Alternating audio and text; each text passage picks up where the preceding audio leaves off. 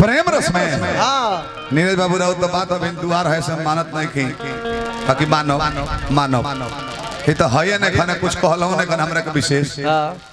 खाली कहन कि माई की कृपा है ना तो भीख मांगते तारे मंदिर पर बड़े कहे जी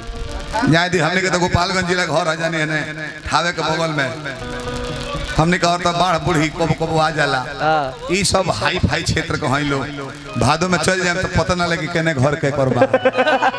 केने घर केने पानी बा केने घर बा केने पानी बा पता ना लगी जन मेन गेट होई तना पर डांड भर पानी हेले के पड़ी पहले पता लगे कि अरबियन लुंगी पहनले नहीं छूट गेल बा रास्ते में कोनो बात नहीं अच्छा सही सही बताए और घर बिहार में बाकी झारखंड में ऐसे गावे घर नहीं कोयला में चल ऐसा नहीं सन लोग पता कोयला कारखाना में ब्यास लोग गाड़ी में देखे को लड़की एगो बोतल एगो गिलास हतना फुहर बोले ब्यास लोग गाड़ी में घूमता एगो लड़की एगो गिलास एगो बोतल हां ब्यास ना होगा ऐसा बोले ले हालांकि मदिरा से इनका दुश्मनी है मंच पर बोले हैं तो भाई कि मदिरा से कोसों दूर बढ़े है तो तनी बादों में गड़बड़ है कि जना हवाई बड़े सुलेंदर सिंह और सांझ आई से झाल उल पीक के मार के मस्त बड़ा खैर कोनो बात एगो लाइन सुनाई मर्डर प्रेम मोहब्बत के बात एकदम सलील भाषा में आजकल प्यार होता देखते बानी लड़का लोग दिन भर मोबाइल चार्ज करता लो मनोज भैया राती खा कौना दून एसपी के लगा के रात भर कोई कोई कोई कोई कोई खइलू ओही में कहता लो कि खइलू तो भर पेट खइले भी तो वो ढेकारतिया तू ना खइबो तो हमरा से घोटाई एकदम भर खइले बिया एही में बेचैनी में रहता लो प्यार लैला मजनू कर है कि लैला के मारो मजनू पर चिन्हा हो जाओ मजनू के डांड पर कोड़ा समाज को मिलबे रे लैला पर चिन्हा हो जाओ एगो उ लैला मजनू कैसा रहे एगो ए बेरा के लैला मजनू लैला कहियो फाइट खा गइल बड़ी मजनू जानते रहे कि पिटाइल बड़ी मुंह पर की मूड़ी पर प्यार जिस्म का मिले नहीं है दिल से फील किया जाता है लोग हतना देर इंतजार करे बु लंगड़ प्रेमी के खड़ा भाई भाई गोल फलेरिया नियर फूल गेल बा जूता निकल के बिगा गेल बा कहां तो हम जानते नहीं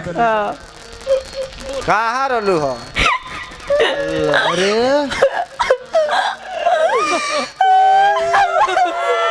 का भइल हो अरे का हो गेल रे नीरज बाबू रोवे समझाएंगे कोई चुपा जा अरे ये के हली का हो गई अरे कुछ हमारा चुपौला सुने की चुपात नीरज बाबू और का जाने बात मान ले अरे कुछ काट दलस का रे लोर पोछ रोवा मौत तारा के बहुत मानी ले हां अब जे रोबू तो हमरो लोर गिरे गिरे हो गइल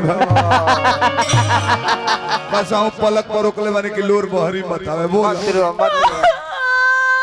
अरे हो गइल काहे रो तारू रास्ता में कोनो मारा मारी कइला रहलो कोनो ढेला बिगला सब कोनो कुकुर कटा दौड़ैले रहलो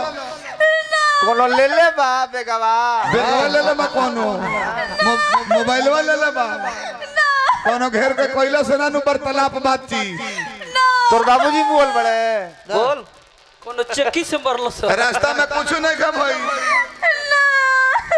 कोनो घटना नहीं खा भाई तो दिमाग चट खातिर होत रे का दिमाग चटबू हमर तब से बीपी बढ़ल बा का भइल का गेल बोल का भइल बा बोल इजन अब रवा हमार पीछा मत करी चला चला ना करे चला हम तो पी खा के मन मना ले तारा फेर में ना रह पी खा के सूत्र हम रामा शंकर बाड़े ना ढेर तो मैंगो फ्रूटी ले ले कहीं से हम तो मार के सूत्र हां ये बड़े एगो छोटे लाल मां तो खिसिया जाले तो दिक्कत करे लगल है दे बैठे इजन हां मम्मी पापा हमार जबरदस्ती शादी सेट करा देले बड़े लड़का से ना भैंसा से लग रहा भाई एगो हई साधु भवानी जेंगा ई गावत रहे न हेंगा 6 बरिस पहले शरमवा गावत रहे नाच नाच के वो तो जगह धलल बा देखत नहीं तिरदंडी बाबा कब जाता रहे जेल में यो जे गाना ही है जा होता है ना रे कौन मिल में गोर नहीं औखला देखत खैर कौन बात ना बोलो इज्जत हाँ इस शादी कल हमार बड़ी मजबूरी हाँ तारा मजबूरी हाँ का जरूरी हाँ भेंट कोई चला आज से रहुआ अपन देखी हम अपन देखे देखो जाए दो देखो हम तो ई सोचता नहीं हाँ हम रहुआ बिना केंग जिए हाँ ए जान हमारा बिना कहतिया केंगा जी हाँ अब कहा जाने हमारा बिना कहतिया कि केकरा बिना कहतिया हम कहा जाने कोई को बड़ा सो अब हमरा द्वार पर बारात लागे वाला बा हाँ हमरा हाथ में मेहंदी लागी हमरा देह पर हल्दी लागी तोरा में हल्दी लगी तो इनका में घी लगी जो जाए तो कोनो बात ना जो